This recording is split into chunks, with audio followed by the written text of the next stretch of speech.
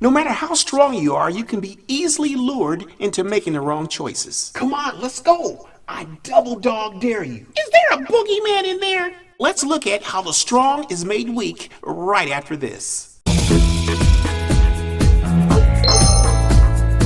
Hiya, troopers! It's Mr. J, showing the love. Be sure to hit the like and subscribe button if you enjoy these videos. Samson is considered to be the strongest man in the Bible. His life started out as a miracle and ended up in tragedy. In spite of his unbelievable strength, he had a weakness for the ladies that were not ladylike. Let's flash back to the life of Samson in the book of Judges. One day when Samson was in Timnah, one of the Philistine women caught his eye. When he returned home, he told his father and mother, "A young Philistine woman in Timnah caught my eye. I want to marry her, get her for me." Isn't there even one woman in our tribe or among all the Israelites you could marry? Why must you go to the pagan Philistines to find a wife? But Samson told his father, "Get her for me. She looks good to me." Apparently for Samson, it was all about me, and who cares what God thinks, right? Now after the marriage failed because his father-in-law messed up some things for him and he had to go out and kill a bunch of Philistines as a result, one day he saw a prostitute and spent the night with her, which was a very short night. Some of us will actually walk into some areas we know is off limits.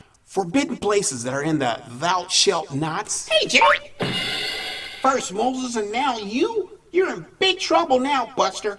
Your mama told you not to do it. Red flags were up all over the place. You ignored the do not enter sign and did it anyway. I understand that he, she, or it may be appealing to the eye, but how many times are you willing to burn yourself? Now, after a failed marriage and a half-night stand, he fell in love with Delilah. The rulers of the Philistines went to her and said, "Entice Samson to make him tell you what makes him so strong and how he can be overpowered and tied up securely. Then each of us will give you 1,100 pieces of silver." Notice how when money gets to talking, people come a-walking. I know that's bad grammar, just walk with me here. So Delilah said to Samson, "Please tell me what makes you so strong and what it would take to tie you up securely." Now after 3 failed attempts to find the secret to his strength, she tormented him with her nagging day after day until he was sick to death of it. Finally, Samson shared his secret with her. "My hair has never been cut." You know, Delilah reminds me of the world and all of its splendor that tries to convince you to compromise. So he falls asleep in Delilah's lap. 7 locks of his hair are shaved off. He's captured,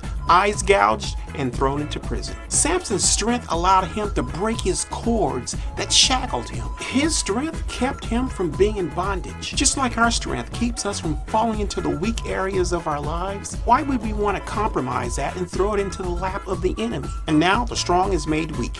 Now after some time he was brought into the temple to amuse some people and be laughed at while being placed in between 2 pillars. Samson said, "Let me die with the Philistines." Then he pushed with all of his might, and down came the temple on the rulers and all of the people in it. Thus he killed many more when he died than when he lived. Our God is a God of second chances and can raise you above your failures. So if you want to better reflect Christ-like character from the story of Samson's life, a wise man will learn from another person's mistakes. He was strong before men, but weak before women. Think about this for a second.